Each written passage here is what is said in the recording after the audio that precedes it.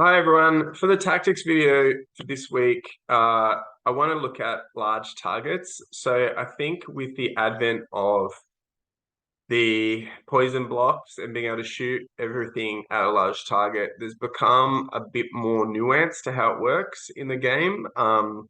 In this instance, I just want to look at how it worked out for me. I'd been complaining a lot about the pursuit rules, and in the first game of this tournament, if you go back and have a look at the Bretonia game, I get myself into an awful mess after pursuing with my units sort of tripping over one another, which was really annoying. In this game, I'd sort of learned from those mistakes a little bit more and was able to play against or with the large target rules a lot better. So in this instance, you can see I've got a very big advantage in deployment where my Griffin is a large target and Dave's Giant is a large target, but nothing else over here is. My units all have flight. They're the key factors. So what happens is he's sort of forced to move forward. I move because I move into a threat range. And luckily for me, I'm able to see that there's landing space for my Sky Cutter. I've talked with the mage on it. I've talked about the bulk of the Sky Cutter base being a big deal. And also there's landing space for this Griffin that can get into the Boar Boys that have been forced to Fabigo after failing a panic test due to heavy casualties on the first turn. So what happens is I can declare three different charges. The Griffin is able to go over the top because it's a large target and can see over. The mage is able to target the giant because it's a large target, and I can, even though the Sky Cutter is not, which is one of its advantages more to that set point, it can then come in and fit in on this side after making closing the door to maximize the charge. And underneath that, then I'm able to hit the Sky Cutter in and hit this unit of Wolf Riders. On top of that, what happens next? So I was very confident in these combats and it played out that way. I was able to win all of the combats decisively.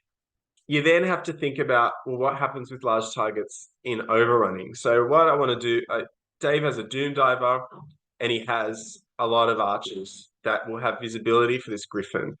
So on top of that, if I'm overrunning with, say, the Sky Cutter unit first, it's going to hit the back of this Griffin and stop and not keep going. Or if it's not flying, I think flying you might be able to keep going. But if you're thinking about troops in general, you just have to think about these angles that what's large and what's not. Because if it's large and flying, it's going to sort of be able to do whatever it wants. It's only going to be blocked by other large targets.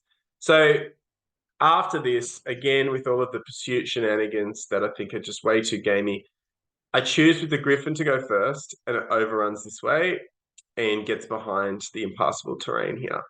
I'm able to then pursue with the Mage, who's able to keep going as well and get behind the impassable terrain and stay within dispel range. And then I'm able to go through the Sky Cutter. And so then if anything happens where it's not going to clear that base, it's able to stop beforehand somewhat out of danger, but not stop here if it's doesn't clear the base and stop. And that there's a whole lot to think about with this, with large targets, base sizes, what happens post combat.